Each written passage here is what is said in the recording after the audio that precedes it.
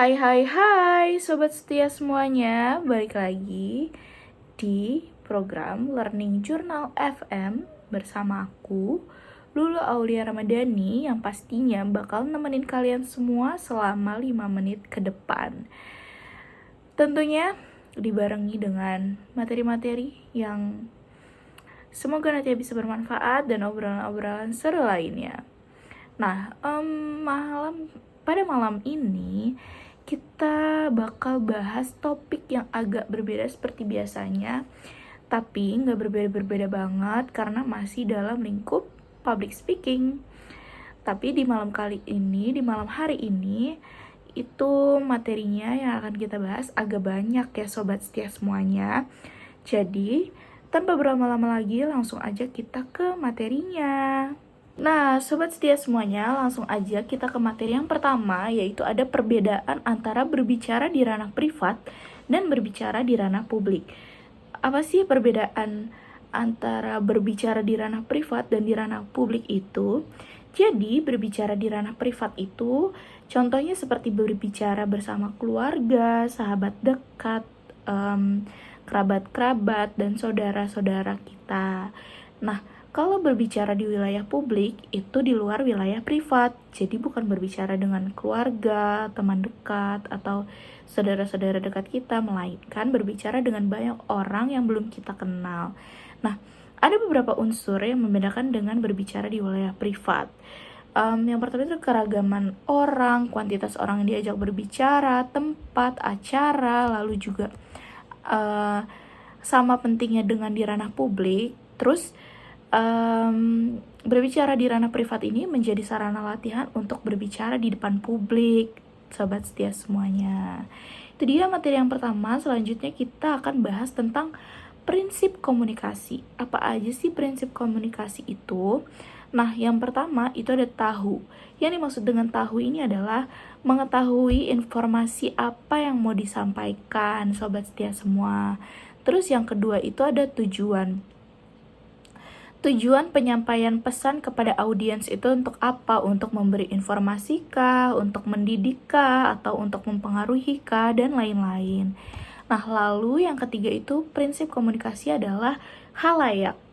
Jadi, mengetahui karakteristik, pendidikan, budaya, status sosial, ekonomi, dan lain-lain. Terus yang keempat itu ada cara komunikasikan peran. Jadi, cara mengkomunikasikan perannya ini harus akurat, jelas, singkat, dan sesuai sikon, sobat setia semuanya. Lalu, yang kelima itu ada hilangkan hambatan atau noise, baik yang berasal dari kesalahan teknis maupun presenter sendiri, seperti emosi, terlalu banyak informasi, kesalahan memilih cara berkomunikasi, dan lain-lainnya. Jadi, berusaha semaksimal mungkin untuk menghilangkan hambatan-hambatan itu. Nah, yang keenam, itu ada target, sobat setia semuanya. Komunikasi audiovisual adalah, jadi target komunikasi audiovisual itu adalah agar halayak itu mengerti dan mengetahui tujuannya. Lalu di sini ada keterbatasan media. Apa yang dapat digunakan sesuai dengan media yang sesuai atau ada audio dan visual memanfaatkan sebaik-baiknya. Nah, keterbatasan itu dibatasi durasi waktu. Nah, ada juga nih sobat setia semuanya jenis pembicaraan publik. Jadi jenis pembicaraan publik itu ada banyak banget ya jenisnya. Itu yang pertama ada impromptu atau dadakan. Yang kedua itu ada terencana atau presentasi. Lalu yang ketiga itu ada moderator. Yang keempat itu ada pidato. Yang kelima itu ada master of ceremony, yaitu MC. Terus juga yang keenam itu ada berbicara dalam wawancara. Lalu ada penyiar radio dan presenter. Nah, kita bakal bahas yang pertama dulu nih, pembicaraan impromptu. Pembicaraan impromptu tuh apa sih? Jadi pembicaraan impromptu tuh biasanya dadakan, tanpa persiapan, kita menghadapinya itu dengan modal nekat berbicara, terus juga menolak berbicara. Terus kita tuh harus mencermati gitu kepada siapa kita akan berbicara, forumnya seperti apa.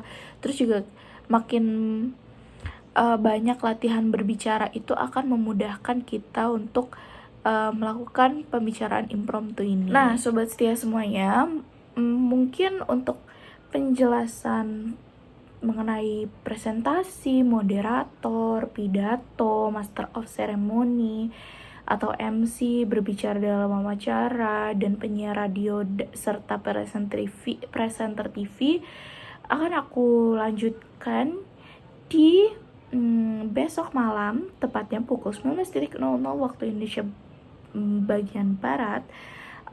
Tentunya di radio kesayangan kalian semua, program Learning Journal FM.